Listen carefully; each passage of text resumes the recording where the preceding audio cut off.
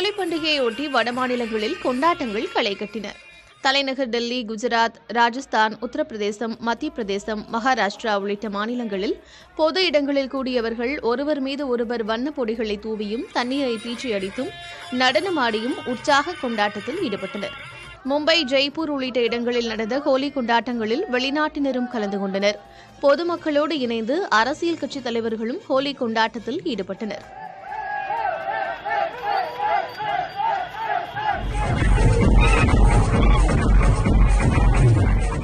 மேற்கு வங்கம், திரிபுரா உள்ளிட்ட மாநிலங்களில் வங்கதேச எல்லையில் அந்நாட்டு ராணுவ வீரர்களுடன் இணைந்து எல்லை பாதுகாப்பு படையினர் ஹோலி பண்டிகை கொண்டாட்டத்தில் ஈடுபட்டனர்.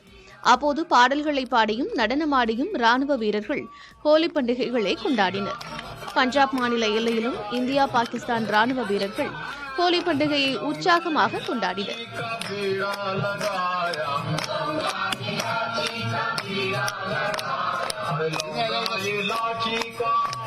ஹோலி பண்டிகையொட்டி வடமாநிலங்களில் உள்ள கோயில்களில் சிறப்பு வழிபாடு நடைபெற்றது.